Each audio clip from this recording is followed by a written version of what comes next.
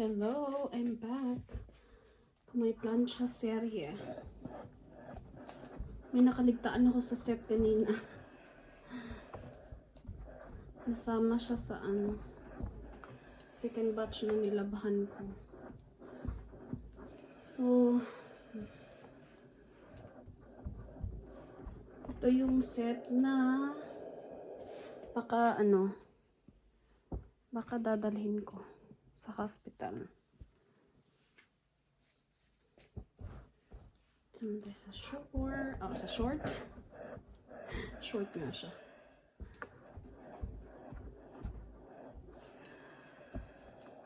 Anuhan lang natin. Kasi medyo gusot sa pants. Ito muna yan. Ito din.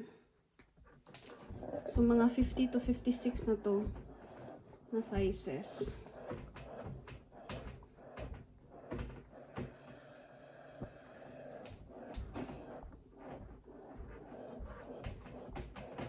Ang problema ko nito, baka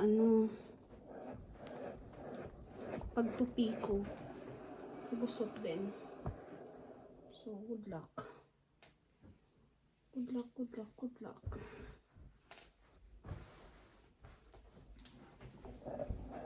Alam nyo ba guys, hindi talaga ako mahilig magplancha. Tamad ako magplancha. Kahit uniform ko dati sa high school. Kasi tumating yung point na sinabihan na kami ni mama, matatanda na kayo. Kayo na magplancha. So, ako na nagpa-plancha sa sa uniform ko. Color key. Ito, hindi to pwede.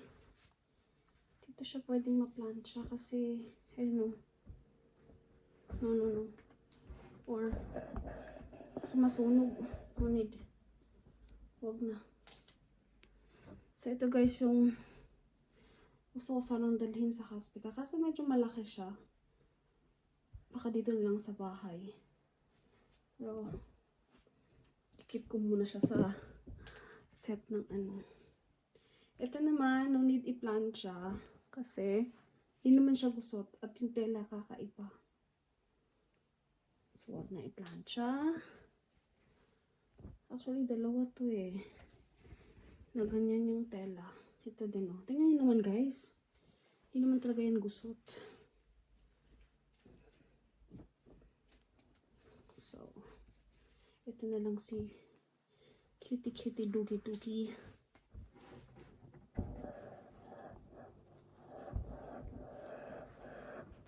Parang sakit ko ito nabili. Actually, ang daming bilihan dito ng mga gamit ng bata.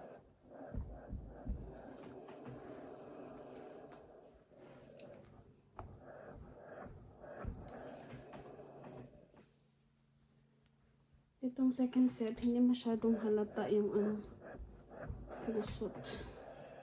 O hindi siya magusot.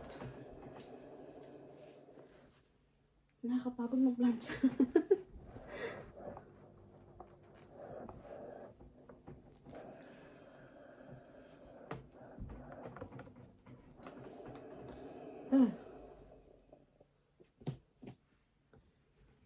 Hihi-hu-hu.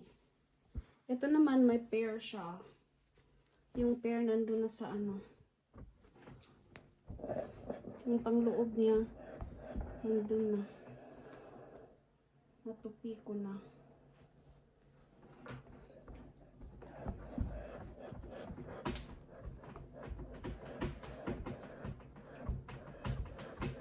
Hindi man siya masyadong gusot.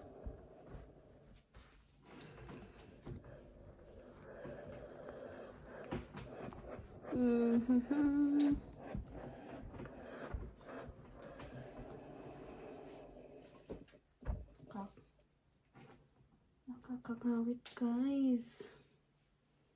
Ito ang challenging guys kasi sobrang cute. Ito talaga ang size size newborn.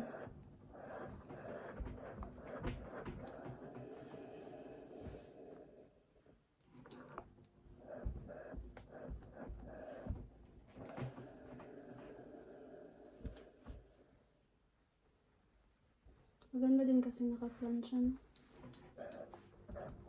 At ako, hindi ako masyadong mahilig pagplancha sa mga ano ko. Sa mga damit ko. Mahilig din kasi ako sa damit na hindi masyadong gusot.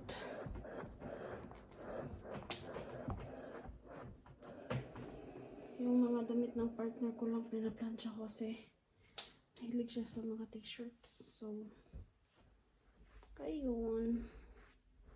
I have to plancha.